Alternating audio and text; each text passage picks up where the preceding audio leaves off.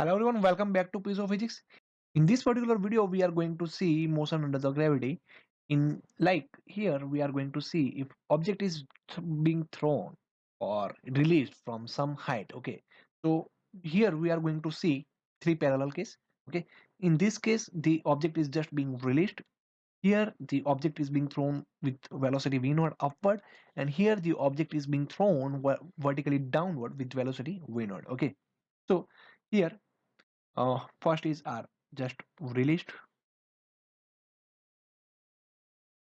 second is thrown upward, third is downward. Okay, so here consider that time is t. Here the time is t1 to reach the ground, and here the time is t2 to reach the ground. Okay, so here the this okay, so consider the height of the tower is h, so d will be minus h because the ultimate displacement is going to be downward and acceleration is minus g.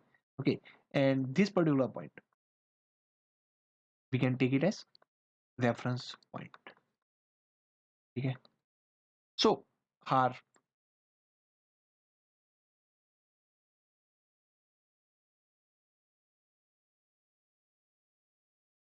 so now let us create few equations. In the first equation, the displacement is always going to be negative, so we are going to use our second equation of motion, which is d equals to ut plus half at square. So here the displacement is minus h, and u initially object is here is at rest. Yeah, there. Here the velocity is v naught, and here velocity is minus v naught. Okay, so ut u is 0 minus half gt square, and here the time is going to be half gt square. Okay, h equals to half gt square. Second equation is minus h, object is being thrown upward, v naught t1 minus half gt1 square. Okay, and our third equation is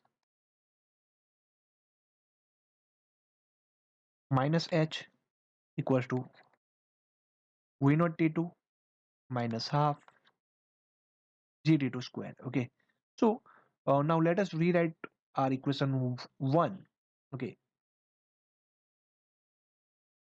now rewriting the equation 1 as, okay, so here you can write it as h equals to minus v naught t1 half gt1 square. Okay, so we can write it as h upon t1 equals to minus v naught plus g t1 by 2. So this is our equation for.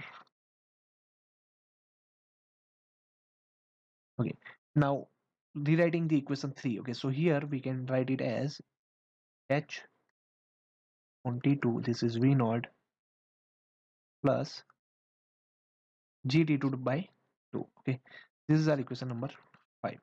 Okay, now let us add these two equations. We will get h upon t1 plus h upon t2. Here the v naught and v naught will be cancelled, and we will get just g by 2 t1 plus t2. Okay, so the h will be outside the bracket, and this is going to be t1 plus t2 divided by t1 t2. Here the this will be g plus t2. Okay, so this t1 plus t2 and the t1 plus t2 is going to be cancelled, and height will be ultimately g by 2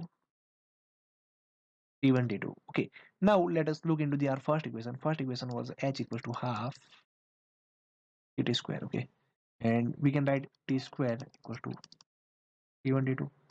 T is going to be square root of t1 t2. Okay, so this is the our final conclusion. Okay, so here t is the time when object is released. Initially object was at rest. T1 is like time for the upward, and T2 is for the time for the downward. So here the time is from the reference point to the ground. Okay, so basically if we release the object, then object will reach in some particular time. T1 is the like if object is thrown upward with velocity v naught, that in that case we are going to take v naught positive, and t2 is the velocity. T2 is the time when object is being thrown with velocity v naught, which is going to be minus v naught. It is downward. Okay,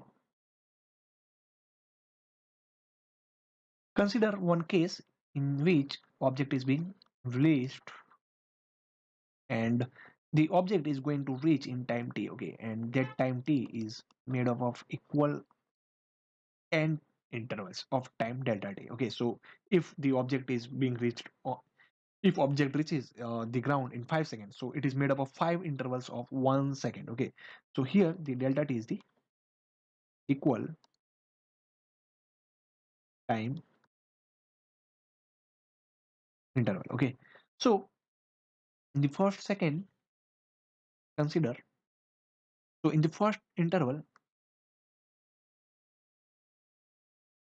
so object is going to reach vertically downward like this, okay. So in the first interval, that will be h1, which is half g delta t all square, okay. In the second interval, from the initial point, the height will be h2, which is going to be half g delta t 2 delta t all square. In the third interval, s3 is half g 3 delta t all square, okay. So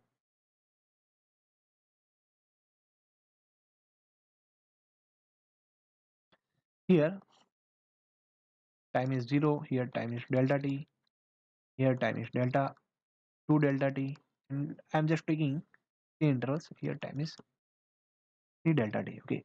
So the displacement is in the first interval is half g delta t whole square. Displacement in the second interval is half g t delta t square.